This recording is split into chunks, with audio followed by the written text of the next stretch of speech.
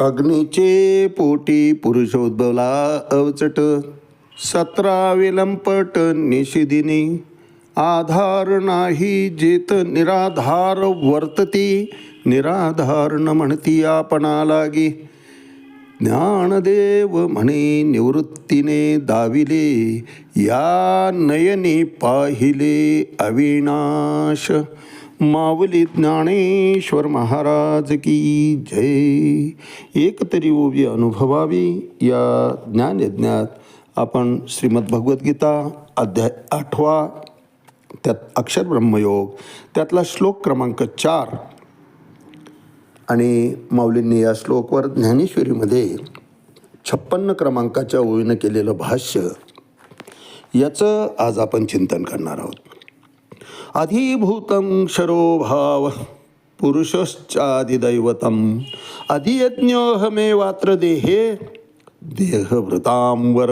अर्थात भगवंत प्रत्येक जीवाच्या हृदयस्थ आहेत. जीवाच्या प्रत्येक क्रियेत सहभाग नसला तरी साक्षी असतो. उपद्रष्टा, अनुमंता, भर्ता, भोक्ता, महेश्वरा. तो साक्ष रूपानं असतो. प्रत्येक कर्म करत असताना त्याची नोंद त्याच्या ठिकाणी होत असते. महाराज, जमाधरी पाप पुण्याचेही, आमचं जसं कर्म असेल ते सगळे कर्म तो कर्मफळ रूपानं त्या ठिकाणी गाठोड्यामध्ये पॅक करत असतं.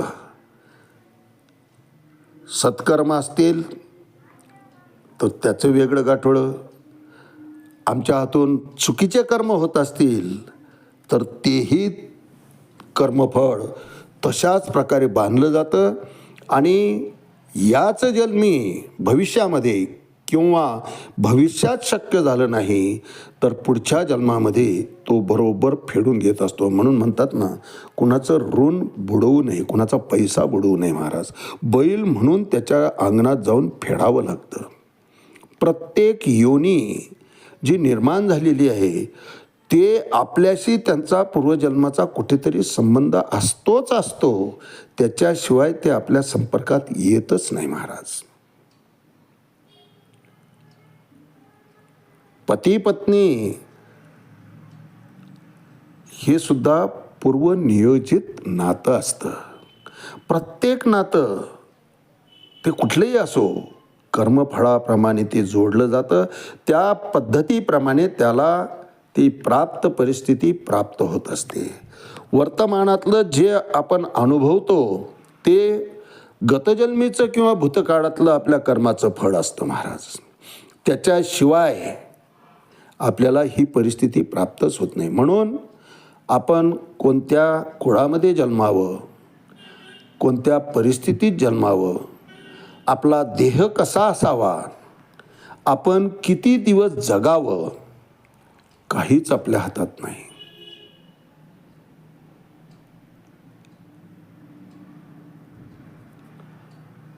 सुख दुःख, जय पराजय, यश अपयश, सर्व काही त्या परमात्म्याने ह्या 6 गोष्टी आपल्या हातात ठेवल्या आहेत. महाराज, जीवाच्या ठिकाणी त्या प्रदान केलेल्या नाही. स्वातंत्र्य दिलेलं आहे, परंतु यामध्ये बदल करण्याचा अधिकार जीवाच्या ठिकाणी दिलेला नाही. म्हणून तर अर्जुन जेव्हा म्हणतो की देवा मी युद्धच करणार नाही, कथम भीष्ममहं सांख्य द्रोणांच मधुसूदन ईशुभी प्रतियोत्सामी पूजा हरावर सुदन. देवा, अरे यांच्या अंगाखांद्यावर मी खेळलो आहे, यांच्याशी युद्ध करू कसं? भगवंत हसतात आणि सांगतात, अरे बाबा, तुला कळत कसं नाही? तू क्षत्रिय आहेस, तुला ही जी परिस्थिती प्राप्त झालेली आहे ते पूर्वजन्माचं तुझं फळ आहे. आणि क्षत्रियाचा धर्म जो आहे तो धर्मच तुला या ठिकाणी निभवावा लागणार आहे. या ठिकाणी गावात फिरणारी मोकट माणसं युद्ध करायला येणार नाहीत. युद्ध तुलाच करावं लागणार आहे. तुझी इच्छा असो अथवा नसो. कर्तुम नेच्छसी यन्मोहात, या मोहामध्ये पडल्यामुळे जर तुला वाटत असेल की हे मी करणारच नाही, तर असं घडणारच नाही. भगवंतही म्हणतात ते तुला करणं भाग आहे. कर्तुम नेच्छसी यन्मोहात करिष्यसी अवशो अपेतात. तुला ते करावंच लागेल, कारण ते तुझ्या भागात घातलेलं आहे. आणि हे तुला कळत नाही. का कळत नाही? तू मायेच्या अधीन आहे. मायेचं आवरण बाहेर काढ, म्हणजे तुला तुझ्या पूर्वजन्माचं सगळंच आठवल. तू आणि मी हे जन्मोजन्मी हेच करत आलेलं आहे. अर्जुना भगवंत सांगतात बहोनी मे व्यतीतानि जन्मानि तवचा अर्जुन पण तान्यम वेद सर्वानी. आणि ते मला सगळं आठवतं, कारण मी मायापती आहे आणि तू मायातीत आहे. तू मायेच्या अधीन आहे. तान्यम वेद सर्वाने नत्वम वेत्थ परंतप. हे अर्जुना, हे परंतपा, तुला मात्र ते आठवत नाही. त्याला कारण फक्त माया आहे. आणि त्या मायेतून बाहेर काढण्याकरिताच हा सगळा खटाटोप चाललेला आहे. भगवंत म्हणतात की मायेतून बाहेर येता येत नाही असं नाही. बाहेर येत असतो, गुरुकृपा व्हावी लागते. ती कृपा प्रत्यक्ष हा जगद्गुरु करतो आहे. अर्जुन बाहेर येणारच हो, परंतु तोच उपदेश आम्हाला सुद्धा मायाजाळातून बाहेर पडण्याकरता कसा उपयुक्त होईल याकरता ती अनुभूतीच यावं लागते. आणि त्याकरता हा अभ्यासच करावा लागतो. जगावं कसं गीता आम्हाला शिकवते महाराज. फक्त आम्ही शिकलं पाहिजे. सर्व सामर्थ्य अंगी असताना सुद्धा मनुष्य हतबल का होतो? त्याचं कारण फक्त माया आहे. विसरोनी जाय पंख दोन्ही. त्याला दिशा पाहिजे. दिशा नसेल तर पंखात बळ असून सुद्धा उपयोग होत नाही महाराज. राजहंस पंखामध्ये किती शक्ती आहे महाराज, पण जर आंधळा झाला तर उड्डाणालाही किंमत नाही, कारण दिशाहीन त्याचं उड्डाण होईल. कुठं धडकेल, कुठं घायाळ होईल, कुठं पडेल सांगता येत नाही. तसं दिशाहीन जीव जेव्हा होतो आणि गुरुची कृपा ज्यावेळेस घडते त्यावेळेस, अर्थात गुरुची कृपा होतच असते, परंतु त्या पद्धतीनं गुरुच्या ठिकाणी शरण जावं लागतं. अर्जुन तशाच पद्धतीने शरण गेला की कार्पण्य दोषोपस्वभाव पृच्छामि त्वां धर्मसम्मूढ चेता. मला काही कळत नाही देवा, या श्रेय माझ्याकरता काय हिताचं आहे. शान निशितम ब्रूहि तन्मे. तू मला सांग माझ्या हिताचं काय आहे. भगवंत म्हणतात तुझ्याच तरी हिताचं सांगायलो की तू आता ह्या मायेतून बाहेर ये. हे सगळं झटक, कारण ते तुला करावंच लागणार आहे.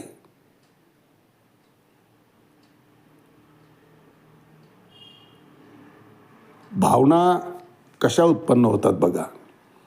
मातेच्या उदरातून जीव बाहेर येतो. मातेविषयी त्याला प्रेम असतंच असतं, परंतु विषयासक्तीमुळे म्हणा किंवा संगत चुकीची लाभल्यानंतर आपल्याला सर्वस्व प्रदान करलेल्या आई वडिलांना सुद्धा प्रसंगी अंतर देणारे काही कमी नाही महाराज याही जगतामध्ये. त्या उपकाराच्या ओझ्यापटी कधी कधी आईला दोष दिला जातो. अपशब्द वापरले गेले की ती सुद्धा भावना विवश होते. हेच फल काय मम तपाला. हा पश्चाताप त्या आईच्या ठिकाणी होतो, वडिलांच्या ठिकाणी होतो. आणि अशा पद्धतीनं जर आमचं वागणूक असेल तर धिक्कार आहे महाराज त्या जीवनाला.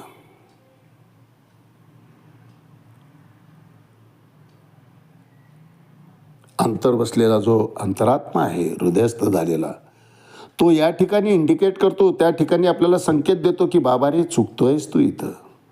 त्याची तीव्र जाणीव करून देतो. त्या फक्त आम्हाला समजून घेता आला पाहिजे. भावना शांत झाल्या की आम्हाला ते कळतंही की आम्ही सगळं चुकीचं वागलेलो आहे. आईला अशा पद्धतीनं बोलायला नको होतं.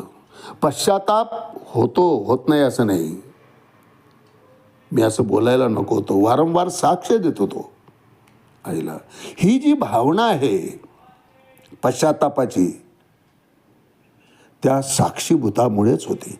तो हृदयस्थ परमात्मा आहे, त्याच्या संगतीमुळेच ही भावना राग निघून गेल्यावर का होईना, जेव्हा आम्ही शांत होतो त्यावेळेस ती भावना आपल्या ठिकाणी होतच असते महाराज.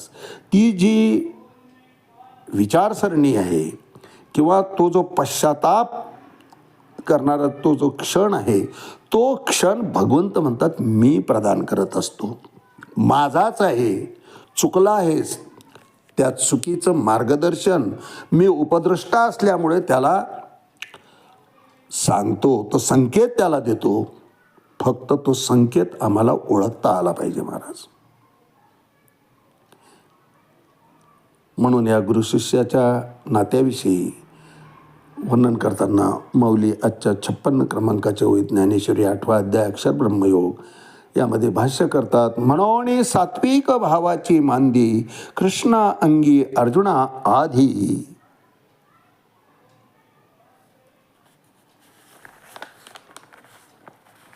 न समातसे परी बुद्धी सावरोनी देवे. अर्थात अर्जुनाच्या पूर्वीच अर्जुनाची बोधाकडे जी ओढ होती, भगवंत जी शब्द न शब्द सांगताहेत, ते शब्द न शब्द अर्जुन हृदयामध्ये साठवतो आहे. आणि भगवंताच्या या वाणीच्या प्रभावामुळं त्या ठिकाणी अर्जुनाच्या ठिकाणी करुणा भाव उत्पन्न झाला की मी चुकतो आहे. आपली बुद्धी त्यानं सावरली.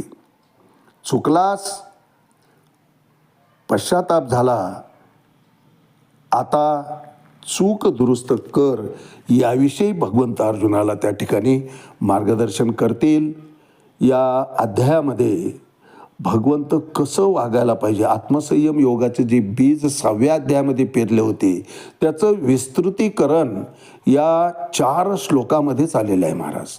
अर्जुनानं 2 श्लोकामध्ये प्रश्न विचारले, किम तद्ब्रह्म किम अध्यात्मम किम कर्म पुरुषोत्तम आदिभूतम च किम प्रोक्तम आदिदैवम किम उच्यते आदियज्ञ कथम को अत्र देयस्मिन् मधुसूदन प्रयाण काले च कथम निहोसी नियतात्मे. जर सार्थक होऊन जायचं असेल तर अंतकाळी तुझ्या सहवासात ते ज्ञान प्राप्त झालेला जीव कशा प्रकारे व्यवहार करतो, ह्या सगळ्या गोष्टी अर्जुनाला जाणून घ्यायच्या होत्या. त्या भगवंताने व्यवस्थितपणे समजावून सांगितल्या आणि अर्जुनानंही त्या आत्मसात केल्या महाराज. म्हणून सात्विक भावाची मांदी, माऊली त्याकरताच वर्णन करतायत की हा सात्विक भाव अर्जुनाच्या ठिकाणी उमटला, स्पष्ट दिसू लागला. भगवंताने तू ऐकतोय ना अर्जुन, समजताय ना, तुला कळतंय ना, हे विचारायच्या आधीच कृष्णा अंगी अर्जुना आधी अर्जुनानं ते वर्तवण्याच्या आधीच अर्जुनाच्या चेहऱ्यावर सात्विक भाव म्हणजे चांगल्या गोष्टी ऐकल्याचा आनंद, पटल्याचा, मी स्वीकारलं देवा, तू सांगितलेलं शब्द न शब्द मी आत्मसात केला आणि त्याच्याप्रमाणे मी निश्चित वर्तन करल, हे अभिवचन अर्जुनाच्या हास्यातून भगवंतांना दिसून आलं. आणि म्हणून माऊली या ठिकाणी तेच वर्णन करतात की म्हणून सात्विक भावाची मांदी कृष्णा अंगी अर्जुना आधी न समातसे परी बुद्धी सावरोनी देवे. आज याच ठिकाणी थांबूया. रामकृष्ण हरी पुंडलिक वरदा हरी विठ्ठल. श्री ज्ञानदेव तुकाराम पंढरीनाथ भगवान की जय. माऊली ज्ञानेश्वर महाराज की जय. जगद्गुरु तुकाराम महाराज की जय. शांती ब्रह्म एकनाथ महाराज की जय. आदि शक्ति मुक्ताबाई की जय.